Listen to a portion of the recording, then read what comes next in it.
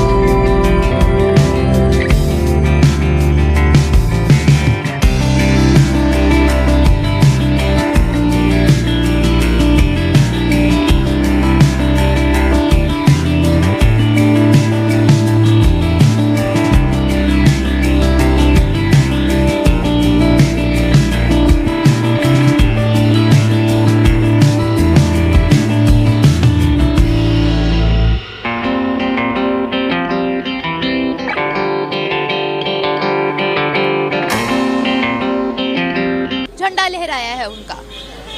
इतना देखे, जब भी कोई जाता है तो ठीक है, उसको प्रोटोकॉल मिलता है, लेकिन बच्चे बच्चे ने वहां पर झंडा लहरा दिया है। देखे जी, बच्चे बच्चे ये अवेयरनेस की बात होती है सारी, ठीक है। बच्चों में भी अवेयरनेस है, बच्चों को भी पता है कि भाई ये तरक्की याफ्ता मुल्क है, अगर हम इनका झंडा लहराएंगे ना, हमें को कानून नहीं गिरफ्तार करेगा, हमें को रोक टोक नहीं करेगा, क्योंकि स्टेबल कंट्रीज है, ग्रो कर रही है, माशाल्लाह अपने पाँव पे खड़ी भी है। पाकिस्तान में तो अगर मैं आपको रिसेंटली बताता हूँ, मैं अगर इंडिया का झंडा अगर 2 मिनट के लिए पकड़ लूँगा ना, ऐसे ही दिखाने के लिए, तो लोग मुझे भी पकड़ने के लिए आ जाएंगी एजेंसियाँ, ठीक है, कि तू भाई गद्दार है। लूट रहे, भाग रहे अभी भी लोग वहां से। आपके लिए इत्तलान अर्ज है, अभी भी दुबई, लंदन और आपके टोरंटो में जो प्रॉपर्टियां हैं, वो सारे के सारे आपके ब्रिटिश एजेंट ले रहे हैं। करप्ट कुछ तो आपके अफसरान है, मेरा मकसद है सारे ब्यूरोक्रेसी और एस्टेब्लिशमेंट के कुछ तो वो है। और इत्तलान अर्ज है कि उनकी करप्शन की स्टोरियां वॉशिंगटन डीसी तक नाम पहुंच रहे हैं कि कौन कौन आपके आसपास सारा कुछ हो रहा है। ये बताना चाह रहा था मैं, बल्कि मुझे दुख है इस बात। ईमान इत्तेहाद तंजीम से नहीं चलेगा। हर एक फौजी के कंधे पे यही लिखा है, ईमान इत्तेहाद तंजीम।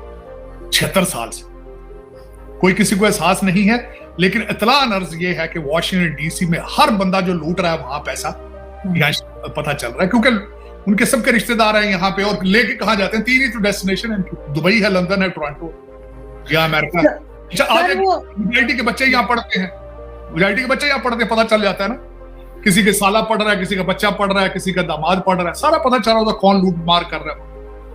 बिल्कुल ऐसे ही, लेकिन सर उसमें ज्यादातर तो ये एस्टेब्लिशमेंट के ही लोग हैं और इनके ऊपर तो जाहिर कोई हाथ नहीं डालता। मगर पीपल्स पार्टी नहीं हाथ तो डालना ही नहीं ना किसी ने भाई। हाथ किसने डालना है? हाथ कौन डाल सकता है? जिनके पास टैंक हैं, तोपे हैं, जिनके पास F-16 है, उनको हाथ किसने डालना? यही तो बदकिस्मती है। लेकिन ये कि आरजू ये बस ज्यादा अरसा चलेगा नहीं, अब ज्यादा अरसा नहीं चलेगा। क्योंकि अब IMF भी कमजोर है। मैं आगे कुछ आपको बल्कि चीजें बताना चाहूंगा जिस वजह से आगे मजीद कॉम्प्लिकेट। हर एक इंसान, जो हर एक वेस्टर्न सिविलाइजेशन को पता है कि आपकी सिर्फ दो ही चीजें आप जो है वो बेच रहे हैं, और बड़े दहशतगर्दी बेचते रहे आप, और वो बड़ी खूबसूरती से बहुत पैसा बनाया आपने, बहुत प्रॉपर्टी खरीदी, उसके बाद करप्शन आप मुसलसल कर रहे हैं। आप करप्ट तरीन मशहूर है दुनिया में।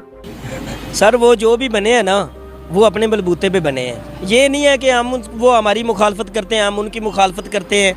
अल्लाह को जान देनी है, बंदा जो दुरुस्त बात है ना वो करनी चाहिए। अतः कि मेरा उस मुल्क से क्या लेना देना, मैं तो उसका नाम लेना भी पसंद नहीं करता, चाहे वो चांद पे छोड़ के जहाँ पे मर्जी चला जाए। नफरत भी अच्छी नहीं है। नहीं वो है ना, क्योंकि वो ला इलाहा इल्लल्लाह बस। वो तो देखे, हमारा अपना मजहब है, उनका अपना मजहब है। वो तो हमारा कलमा चाइना भी नहीं पढ़ता, फिर भी चाइना के गुण हम दिन रात गाते हैं। तो ये वाला लॉजिक तो रह नहीं दे। लेकिन वो हमारे जो हुक्मरान है ना, वो तो सबका खाते हैं ना, तो उनको क्या पता ला इलाहा इल्लल्लाह क्या है।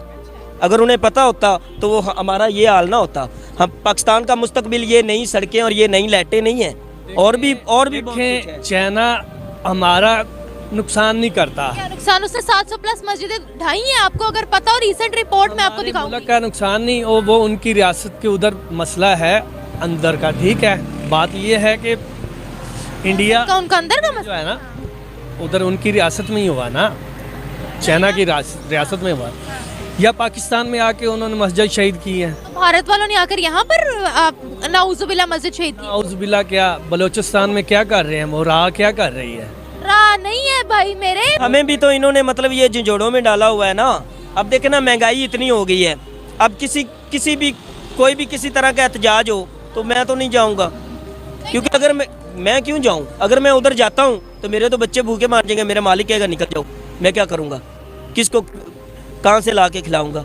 अब बेरोजगारी इतनी है। अब ये सुना है खबरों में कि जनाब वो टेक्सटाइल भी बंद होने वाली हैं या हो गई हैं, शट डाउन होने वाली है। तो वो जो बोझ है वो भी तो ऊपर ही पड़ना है ना हमारे। अब देखें कि मेरे घर में गीज़र भी नहीं है, और मुझे गैस का बिल आ गया जनाब 7,260 रुपये।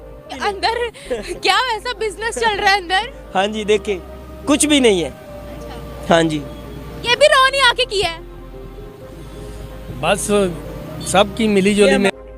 तो लेकिन अब कितना अर्सा करेंगे आप? अब देखें ना, कई लोग हैं, जिस तरह मैंने खुद का प्रोग्राम बना रखा है आरजू, शायद आपको मैंने बताया था कि मैं IMF और वर्ल्ड बैंक के ऊपर खुद ही केस करने लगा हूँ। यहाँ पे सोच रहा था इनको मैं, मगर सर करप्शन तो और कंट्रीज में भी होती है, इवन भारत में भी होती है, लेकिन भारत का ये हाल नहीं है जो हमारा